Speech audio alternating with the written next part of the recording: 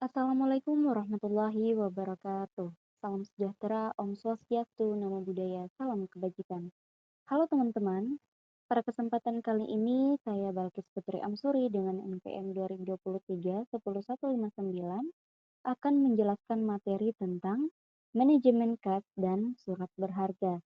Jadi, materi ini sangat penting nih untuk kita dapat memahami pengelolaan keuangan yang baik, baik dalam skala perusahaan maupun pribadi. Nah, sebelum kita masuk nih pada pembahasan inti, kita akan mengetahui terlebih dahulu daftar isi ataupun pembahasan inti apa saja yang akan kita bahas nantinya. Yang pertama ada definisi, baik itu definisi manajemen kas maupun surat berharga. Terus ada tujuan manajemen kas. Terus selanjutnya ada komponen manajemen kas, jenis surat berharga, tujuan manajemen surat berharga, langkah-langkah manajemen kas, dan tantangan manajemen kas. Nah, sekarang kita masuk pada definisi. Jadi, definisi dari manajemen kas adalah pengelolaan aliran kas yang mencakup pemasukan dan pengeluaran untuk memastikan perusahaan memiliki dana yang cukup untuk beroperasi sehari-hari tanpa kelebihan atau kekurangan kas. Sedangkan surat berharga adalah instrumen keuangan yang bisa diperdagangkan, seperti saham atau kepemilikan dalam perusahaan, dan obligasi atau pinjaman yang diberikan kepada perusahaan atau pemerintah dengan bunga tetap. Selanjutnya kita masuk ke tujuan manajemen kas, di mana yang pertama adalah memaksimalkan penggunaan kas. Jadi kita memastikan kas yang dimiliki perusahaan dapat digunakan secara optimal, misalnya untuk membayar gaji, tagihan, atau untuk berinvestasi agar menghasilkan keuntungan. Lalu yang kedua mencegah resiko kekurangan kas. Jadi tujuan manajemen kas ini juga bagaimana perusahaan perlu merencanakan nih agar tidak terjadi kekurangan kas yang dapat mengganggu kelancaran operasional atau kemampuan membayar kewajiban. Lalu yang ketiga meningkatkan profitabilitas. Jadi dengan manajemen kas yang efektif, perusahaan bisa mengurangi biaya transaksi dan meningkatkan efisiensi sehingga dapat memperoleh keuntungan yang lebih besar. Lalu yang keempat, memperkuat stabilitas keuangan. Jadi dengan menggunakan manajemen kas ini, kita dapat memiliki manajemen kas yang baik menunjukkan perusahaan memiliki stabilitas yang akan meningkatkan kepercayaan investor dan kreditur. Selanjutnya, komponen manajemen kas. Yang pertama adalah perencanaan kas. Jadi, manajemen kas melakukan proyeksi aliran kas berdasarkan data historis, perkiraan penjualan, dan biaya operasional untuk mempersiapkan kebutuhan kas di masa depan. Jadi data historis ini adalah data-data masa lalu untuk kita melihat pola berdasarkan dari data tersebut. Bagaimana kita dapat memprediksi nih perkiraan penjualan di masa yang akan datang. Lalu yang kedua pengendalian kas. Jadi memastikan bahwa kas digunakan dengan efisien dan aman melalui proses otorisasi transaksi, pembagian tugas, dan penerapan kontrol internal. Lalu yang ketiga, penganggaran kas. Jadi mengalokasikan dana untuk berbagai kebutuhan perusahaan seperti operasional, investasi, dan pembayaran utang dengan tujuan menjaga keseimbangan arus kas. Lalu yang selanjutnya pemantauan kas.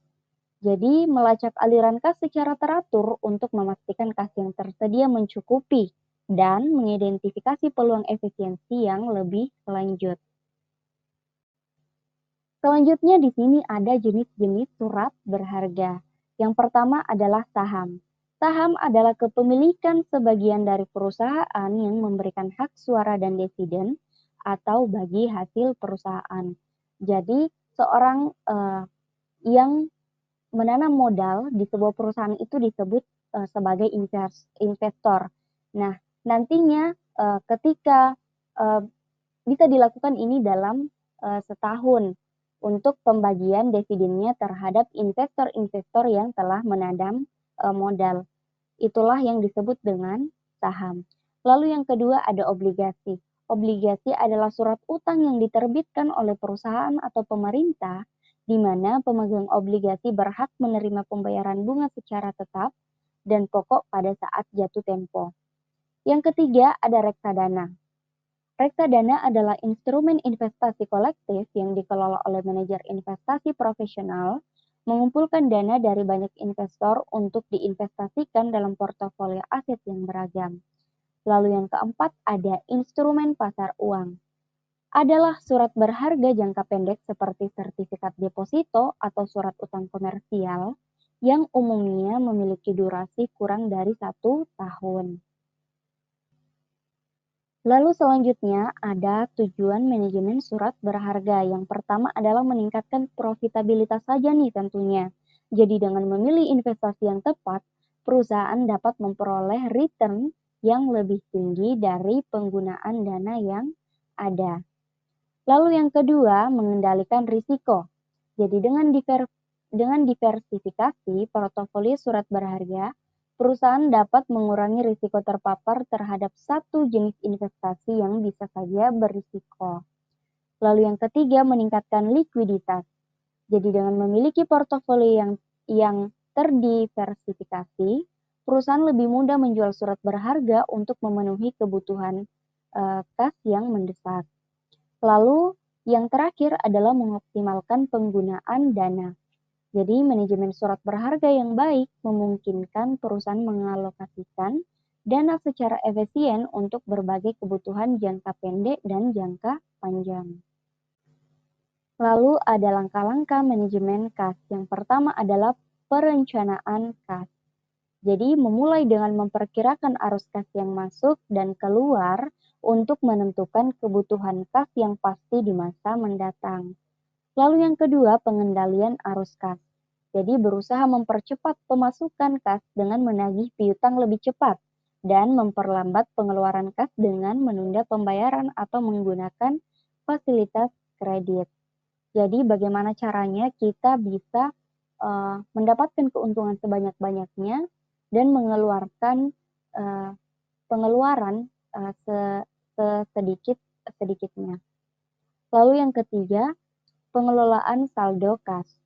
Memastikan perusahaan tidak memiliki kas yang menganggur atau idle cash yang tidak memberikan keuntungan dengan menginvestasikannya dalam instrumen yang liquid. Lalu yang keempat ada evaluasi kinerja.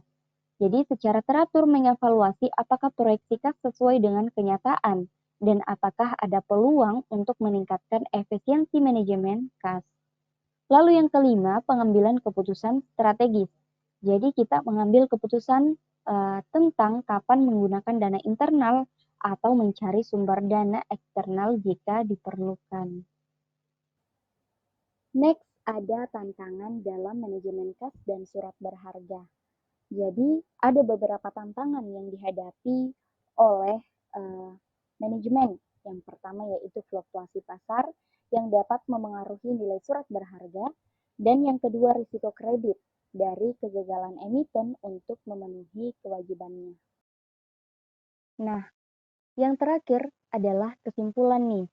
Jadi, kesimpulannya manajemen kas dan surat berharga adalah kunci untuk memastikan kelangsungan keuangan yang sehat. Dengan mengelola keuangan yang baik, perusahaan dapat mencapai stabilitas finansial, mengurangi risiko, dan meningkatkan keuntungan. Mungkin cukup sekian penjelasan materi dari saya mengenai manajemen kas dan surat berharga. Terima kasih telah menonton, semoga bermanfaat. Wassalamualaikum warahmatullahi wabarakatuh.